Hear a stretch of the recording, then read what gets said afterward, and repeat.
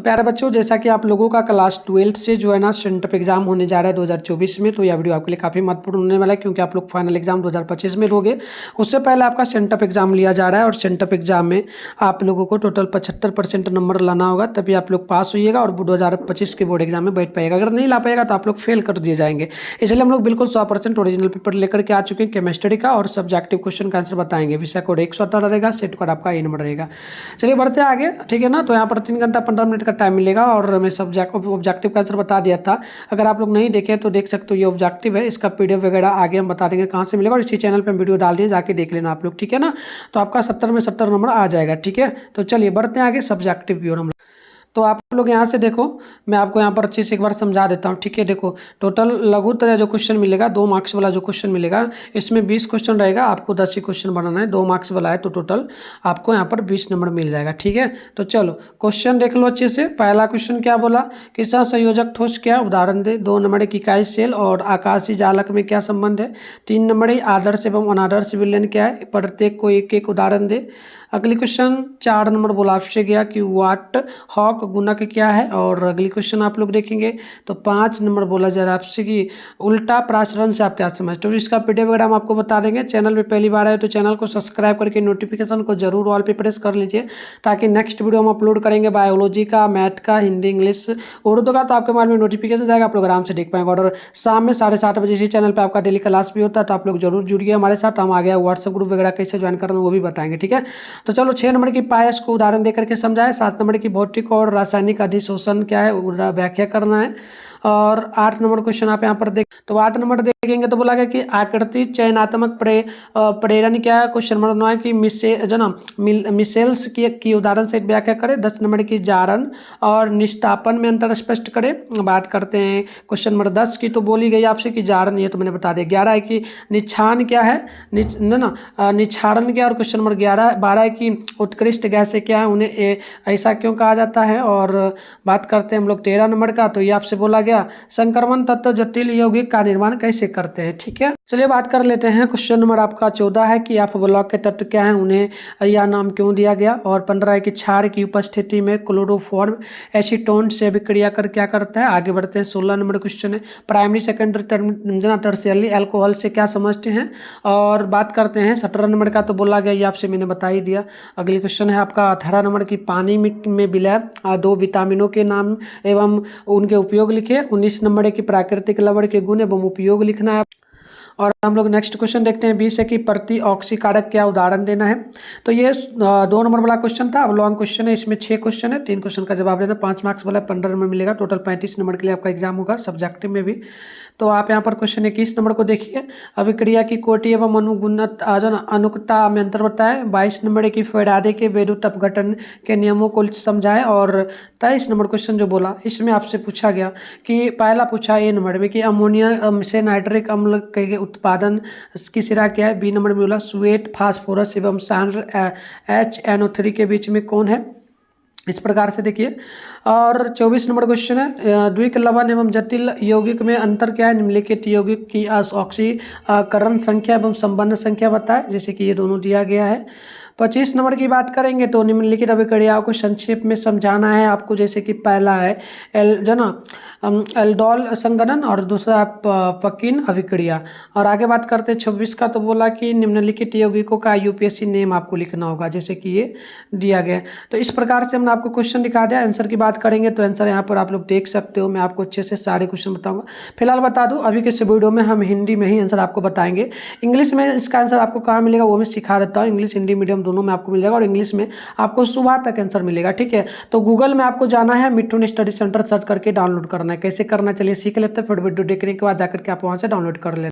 इसके लिए आप अपने फोन में जो है ना गूगल को ओपन करके सर्च बार के आइकन पे क्लिक करिए। और अभी आप इस चैनल पे जो वीडियो देख रहे हो, चैनल का नाम है मिठुन स्टडी सेंटर, तो आप लोग चैनल का नाम मिठुन स्टडी सेंटर गूगल में आकर के सर्च कर लो। फिर आपको ऊपर करना है फर्स्ट में मिठुन स्टडी सेंटर का ऑप्शन वेबसाइट मिलेगा, इस पर आप क्लिक कर दोगे। क्लिक करते इस प्रकार से इंटरफेस बनेगा। आराम से स्क्रॉल डाउन करके नीचे चले आइए आप लोग। इस प्रकार से जैसे जैसे ही नीचे आइएगा तो यहाँ पर देखिएगा आपके सामने जो है क्लास 12 का सेशन देखने को मिल जाएगा। Class 12 sent up exam all subject question paper download first वाला पर क्लिक करिए। क्लिक करने के बाद आप आराम से स्क्रॉल डाउन करके नीचे चले आइए। पहले व्हाट्सएप ग्रुप को यहाँ पर ज्वाइन जरूर कर लीजिए आप लोग, ठीक है। और फिर नीचे बजना है तो यहाँ पर देखिए आपके सामने केमिस्ट्री लिखा है, सामने डाउनलोड लिखा है, डाउनलोड पे आप लोग क्लिक कर देंगे। उसके बाद पेज वगैरह को यहाँ पर रिफ्रेश करना है, तभी आंसर वगैरह आपको दिख के पाएगा, ठीक है। तो आइएगा नीचे, यहाँ पर ऑब्जेक्टिव की बात करेंगे तो आपको दिख रहा होगा, इसको लिखना चाहो तो लिख लेना। सब्जेक्टिव का आंसर आपको यहाँ पर दिखेगा, जो भी वीडियो में बताऊंगा यहाँ पर आपको दिख जाएगा, तो आकर के डाउनलोड कर लो। तो आइए पहला क्वेश्चन का आंसर हम लोग देखते हैं। पहला का जो आंसर होगा, आंसर हो जाएगा आपका कि सहसंयोजक ठोस, उन्हें नेटवर्क ठोस भी कहा जाता है। वे ठोस होते हैं जो सहसंयोजक बंधों द्वारा एक साथ बंधे होते हैं। इस प्रकार उनमें स्थानीयकृत इलेक्ट्रॉन यानी कि परमाणुओं के बीच साझा होते हैं और परमाणु जो है ना, परमाणु निश्चित ज्यामिति में व्यवस्थित होते हैं। सहसंयोजक ठोसों के उदाहरणों में हीरा और सिलिका SiO2 शामिल है। बात करते हैं 2 नंबर क्वेश्चन का आंसर। तो 2 नंबर का आंसर देख लीजिएगा, इकाई सेल और आकाशीय जालक ठोस पदार्थों से जुड़ी 2 महत्वपूर्ण अवधारणाएं। पहला होगा इकाई सेल क्लिस्टल जालक का सबसे छोटा हिस्सा है। दूसरा लिखिएगा आकाशीय जालक को क्लिस्टल जालक भी कहा जाता है। यह परमाणु अणुओं और आयनों की जो ना त्रिआगामी व्यवस्था होती है। बात करते हैं 3 नंबर का आंसर। तो 3 नंबर का आंसर आपका यहाँ पर हो जाएगा कि जो विलयन हर सांद्रता पर राउल्ट के नियम का पालन करते हैं उन्हें आदर्श विलयन कहते हैं। वहीं जो विलयन राउल्ट के नियम का पालन नहीं करते हैं उन्हें अनादर्श विलयन कहते हैं। 4 नंबर का उत्तर देखिए, विलय के जो ना परिक्षेपित मोल तथा सैद्धांतिक मोल के अनुपात को जो ना वांट हॉन्क अनुगुणनांक कहते हैं। संख्य गुणों जो ना गुणों के सभी मान विलय के अनुभार के व्युत्क्रमानुपाती होते हैं। बात करते हैं क्वेश्चन नंबर 5 में। तो 5 का आंसर देखिए आप लोग, उल्टा प्रासरण या जो ना रिजर्स जो ना आर्समोसिस यानी RO एक प्रक्रिया है जिसमें विलयन पर उसके प्रासरण दाब से ज़्यादा दबाव लगातार अर्ध परागमय झिल्ली से विलायक को शुद्ध विलायक की ओर निकाला जाता है।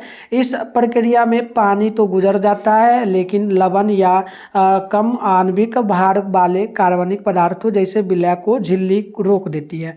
तो इस प्रकार से आंसर होगा। 6 नंबर का आंसर देखिए आप लोग, पायस, ठीक है। तो देखिएगा जब एक द्रव दूसरे अभिमिश्रण या द्रव में परिक्षेपित कोलाइडी विलयन बनता है तब इसे पायस कहते हैं, जैसे क्रीम, दूध आदि।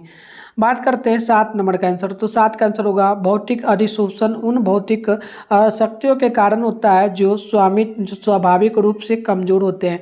यह विशिष्ट नहीं है अर्थात प्रत्येक गैस को अधिशोषित किया जाता है तथा अधिशोषण ठोस की संपूर्ण सतह पर होता है।